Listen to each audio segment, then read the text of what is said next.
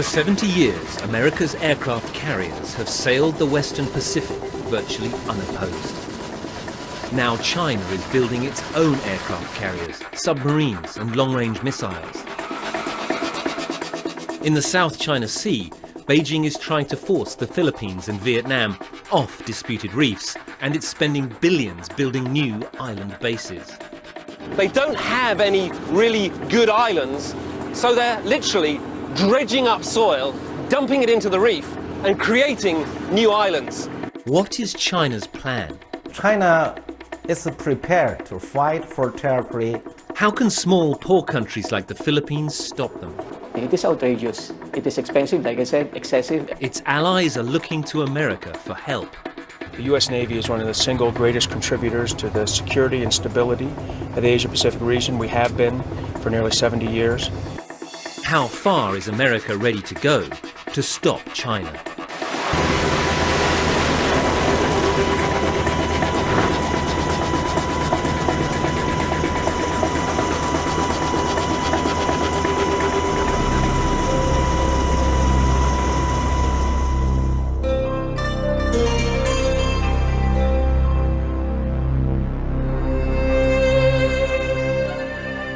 This is the South China Sea.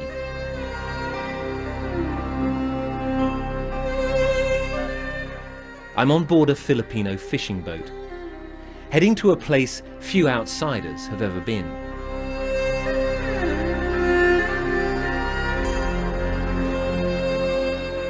In English, they're called the Spratlys, in Chinese, the Nansha, and in the Philippines, the Kalayaan.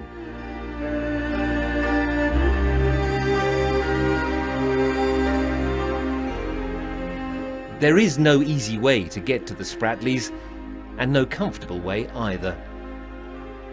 On the evening of our second day at sea, we spot land on the horizon, a tiny desert island. We have to anchor outside the reef. The only way ashore is an even smaller boat. They started building a pier here 10 years ago, but the ship bringing the building materials got stuck on the reef. It's still here today, slowly rotting away.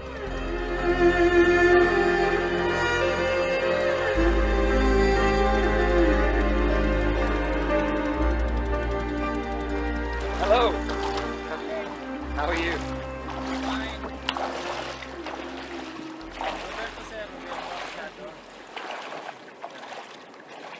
The Philippines is about 400 kilometers back over there. Vietnam is 400 kilometers in that direction, and China is over 1,000 kilometers in this direction. This place really is the definition of the middle of nowhere. So why have I come here? Well, because this island and a few others scattered around here are now at the center of a struggle for the control of the South China Sea.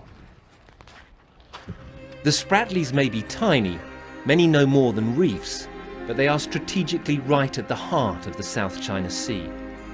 Some are controlled by the Philippines, some by Vietnam, but most importantly, all the Spratlys and the whole of the South China Sea are claimed by China, and it is a claim that China is now starting to enforce. Once, back in the 1970s, Philippine dictator Ferdinand Marcos had big dreams of turning this tiny island into a military stronghold. Today those dreams are long gone.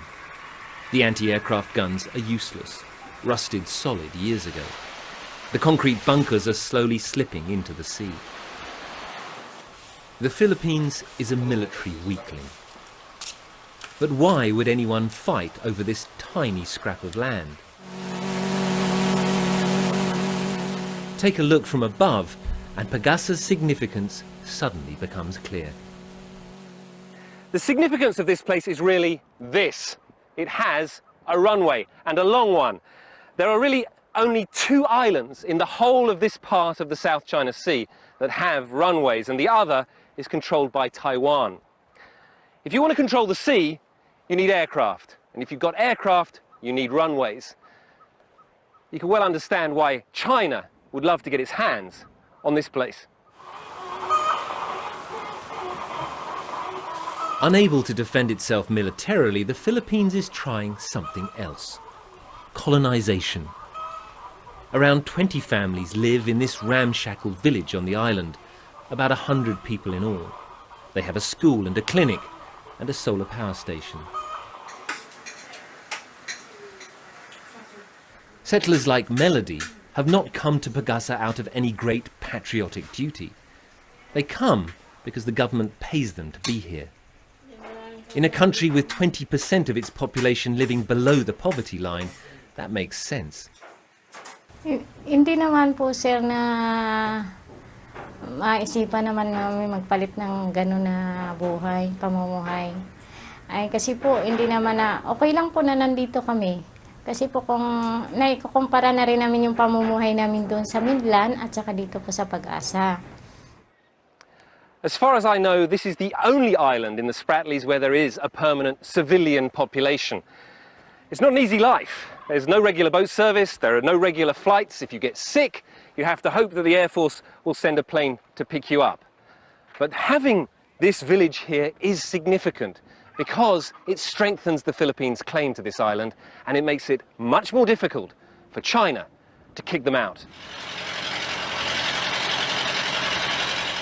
There's not a huge amount to do on Pagasa. It's Sunday, and that means a fishing expedition. But even here, politics intrudes. Settlers tell me overfishing by Chinese trawlers has destroyed the fish stocks on these reefs.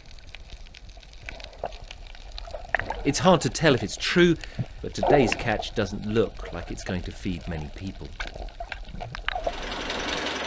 On the boat watching all this is Mary Joy. It's her job to make sure this tiny community on Pagasa survives. It's very, very important that we have a school and people there because China may be thinking we can go or not, like that. So what will happen if you leave here, you think? If people leave here, what will happen? Maybe China can go, then approach Pag-asa Island to become China territory. Maybe, as my opinion, as my view. Maybe if the civilian go, we go back to mainland. Just my view that maybe can China maybe attack or what maybe. More than 2,000 kilometers to the west of Pagasa, I'm now aboard a US Navy aircraft. That tiny dot in the vast expanse of the Pacific Ocean is a US aircraft carrier, and we are about to land on it. Please, if you do have any items, remember they have to go around you. Otherwise, we're going to have to stow for the arrest and landing, as well as the catapult. We're not on fire. That's condensation from the air conditioning system. So we're now on final approach. We're heading down to land on board the USS George Washington, a nuclear-powered aircraft carrier. When we do land, it will be an arrested landing. So when we hit the deck, we will go from about 150 miles an hour to 0 in about 2 seconds. It's a pretty brutal landing.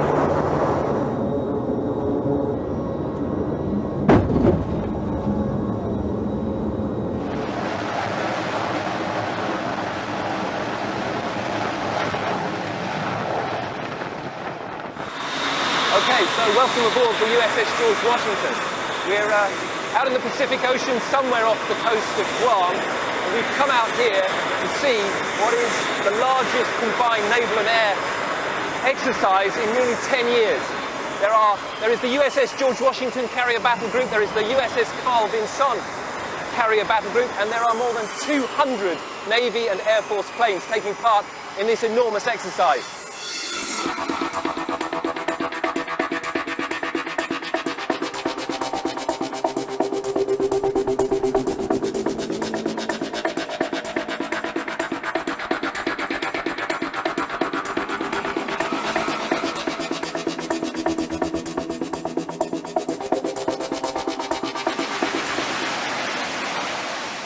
The USS George Washington is the embodiment of US naval power at sea. It carries more than 60 fighter jets. It is a 100,000-ton floating airbase. In high-tempo operations, they can launch a plane off this deck every 30 seconds. Well, we've just seen 11 aircraft launched from the deck of the George Washington, and now we're watching 11 more being brought back on board. You can see the last one just about to land behind me here. This really is an extraordinary sight.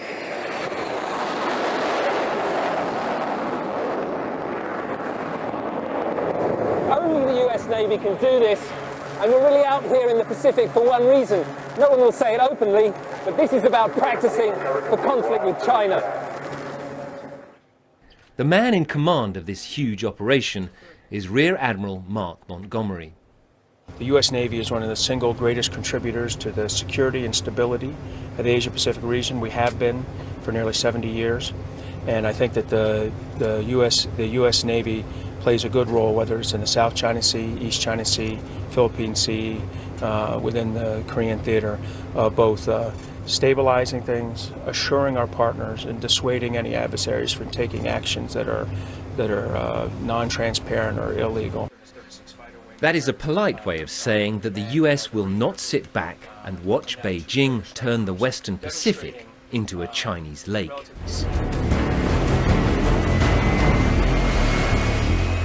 This Chinese government video shows the Chinese Navy's proudest new possession, its very own aircraft carrier, the Liaoning. This year the Liaoning sailed into the South China Sea for the first time. It was a very deliberate show of force and intent. China is building new ultra-silent submarines and powerful long-range missiles, so-called carrier killers. They're all designed to keep America's precious carriers out of the South China Sea. How to deal with these threats is now a big headache for US Navy commanders. When we talk about our capabilities, we're talking about our capabilities to operate in a generally unrestricted way in the waters of our choice. As some countries have increasingly complex anti-access or area denial weapons, we have to develop our tactics, techniques, and procedures to continue to operate in an unfettered manner. This is the EDO from the Central. Now I assume all catch control efforts for black smoke compartment. As if on cue, the George Washington comes under simulated attack. Part of the ship is reported to be on fire. Aviation, hydraulic, pneumatic shop. IT respond from Fair 1 Bravo. For the last decade, China's leaders have insisted its rise will be peaceful, and America has responded by insisting it wants to engage with China, not contain it. But out here in the Pacific, there is a distinct feeling that the mood is changing.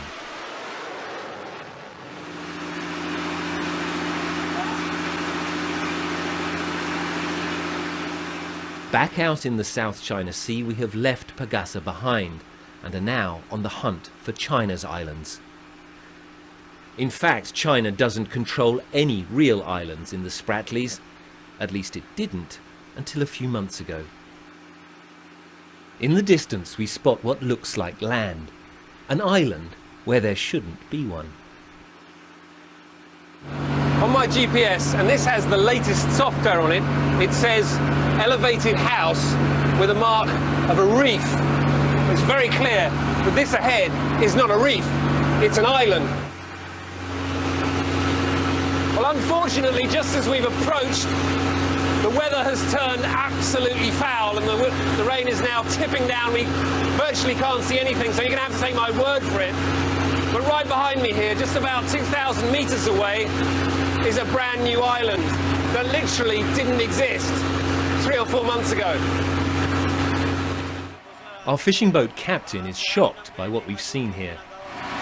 Dati po ma'am, doon kami sa palagitnaan ng Vietnam at saka Chinese. Nagpundo ako doon para makawil. Tapos sinabol po kami. Nakita ng barko. Tapos umalis na po kami. A few hours later, the rain lifts. Off to the east, we pass a tiny Vietnamese outpost perched on top of a submerged reef. Then ahead, another artificial island. This one much bigger, and it is a hive of activity. This behind me here is called Johnson's South Reef, and until the end of last year this was another submerged reef controlled by the Chinese. There was a construction on it. There was that white blockhouse in the middle that you can still see there. That was the only structure there, but in the last few months this place has been completely transformed. The Chinese started off by bringing in dredgers and dredging up huge amounts of material to fill in the reef and create this artificial island. Now there is a big construction site you can see on top of this new island. What exactly they're building here, no one is really sure. They may just be making a bigger island, they may be building a new port here, but there are some reports, especially from the Philippine government, that this is where the Chinese are going to build their new South China Sea air base.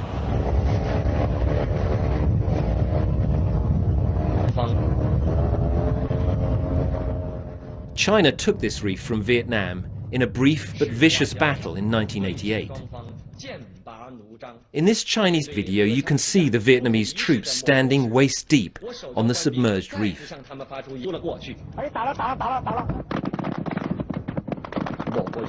Who fired the first shot is still disputed, but the result is not. 70 Vietnamese troops dead, 2 ships sunk, China victorious. For 25 years, China did almost nothing here, until this year. Last year, it was still a coral atoll. By February this year, a huge dredging operation began pumping millions of tons of sand into the reef. By the end of March, a new island had emerged. In Manila, China's island building is causing consternation. It is outrageous. It is expensive, like I said, excessive, and without basis under international law. Well, they're doing it because they can, and they think they're right. In April this year, China's claims very nearly erupted into open conflict with Vietnam.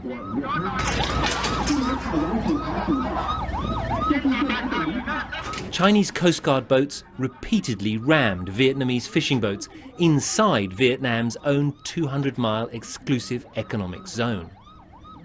I think China is prepared to fight for territory for several decades.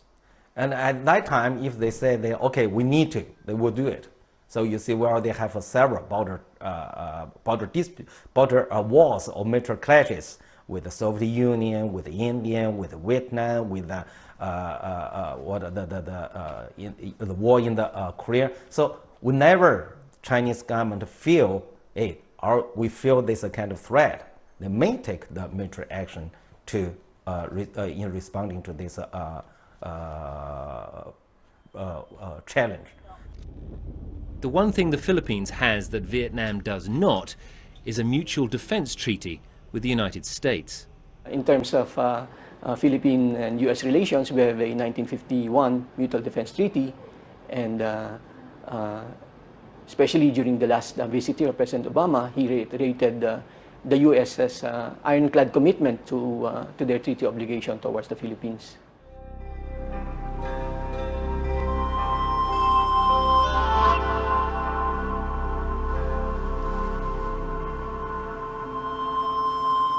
When you see just how weak the Philippine military is, you can well understand why Manila wants the US at its side.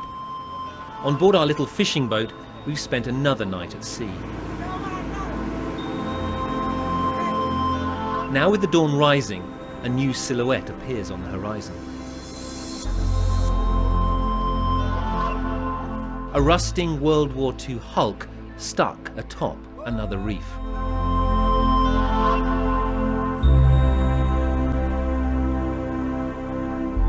This ancient rust bucket is the Sierra Madre. The Philippine Navy scuttled this ship here back in 1999 in a desperate attempt to stop the Chinese from moving in and claiming it. On board, a tiny garrison of 10 Marines, all that stands in the way of another takeover.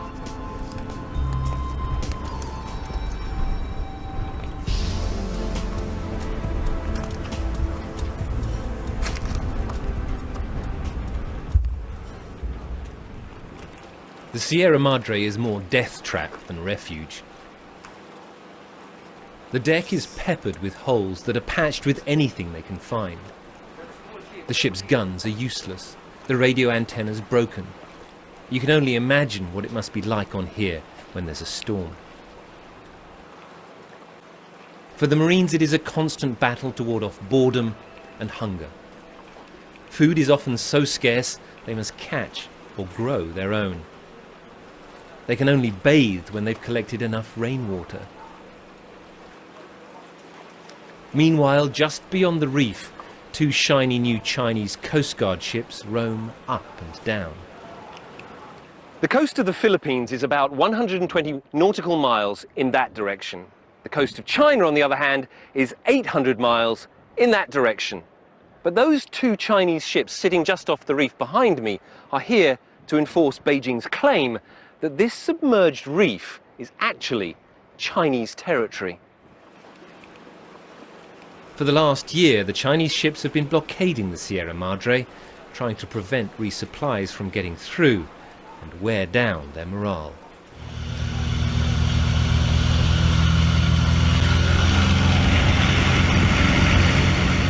The Philippine Air Force has had to resort to dropping food consignments by plane. Not all are this successful. Isa sa mga sakripisyo is yung in terms of family, no? Which is napakalayo. So isa yun sa mga sacrifices. This is clearly not a contest of equals. 10 men on a rusty ship are not any real barrier to a Chinese takeover. But Beijing knows the Philippines has a defense treaty with the United States, and perhaps because of that, it is biding its time. Some have described China's actions out here as salami slicing, or in Chinese, as cabbage slicing.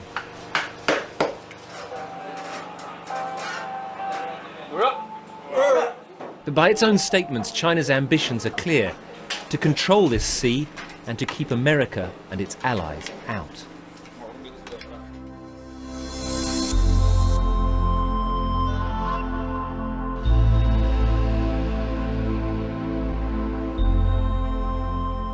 America says it will not allow that to happen, and that means these two mighty countries are now on a potentially very dangerous collision course.